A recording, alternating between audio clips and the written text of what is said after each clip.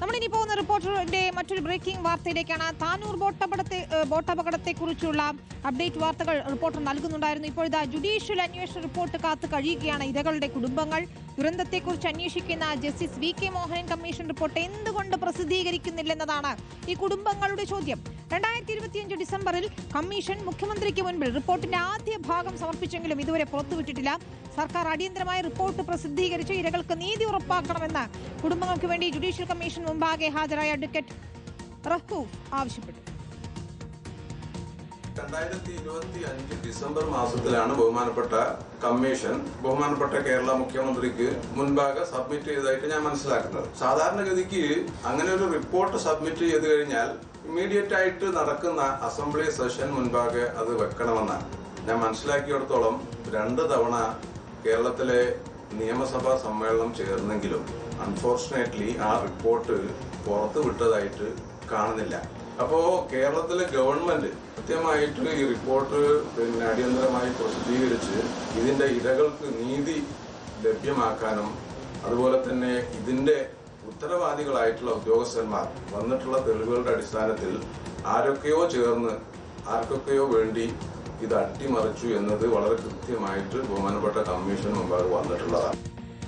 Zonal കൃഷിയാണ് വിശദാംശങ്ങളുമായി ചേരുന്നത്. സോണൽ, താനൂർ അപകടവുമായി ബന്ധപ്പെട്ടുകൊണ്ടുള്ള അന്വേഷണം അട്ടിമറിച്ചു എന്ന ഗുരുതരമായ ആരോപണങ്ങൾക്കും വെളിപ്പെടുത്തലുകൾക്കും പിന്നാലെയാണ് ഇപ്പോൾ ഇരകളുടെ അഭിഭാഷകന്റെ പ്രതികരണം വരുന്നത്. ഈ റിപ്പോർട്ട് സമർപ്പിച്ചിട്ട് 2 നിയമസഭാ സമ്മേളനം കഴിഞ്ഞു. പക്ഷേ റിപ്പോർട്ട് ഇതുവരെ പുറത്തുവിടാൻ തയ്യാറായിട്ടില്ല. ആ റിപ്പോർട്ട് പുറത്തുവിട്ടാൽ നടപടികളിലേക്ക് നീങ്ങേണ്ടി വരും. അതുകൊണ്ട് തന്നെ ആയിരിക്കണം ഇത് വൈകിപ്പിക്കുന്നത്, അല്ലേ?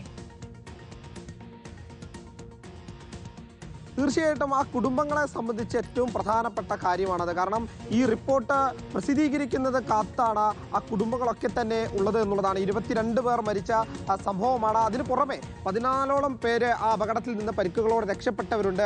അവർക്ക് നീതി ഉറപ്പാക്കണം, എല്ലാവർക്കും നീതി ഉറപ്പാക്കണം. അതിനുവേണ്ടി റിപ്പോർട്ട് പുറത്തുവിടണം എന്നുള്ളത് തന്നെയാണ് ഈ കുടുംബങ്ങളുടെ പ്രധാനപ്പെട്ട ആവശ്യം.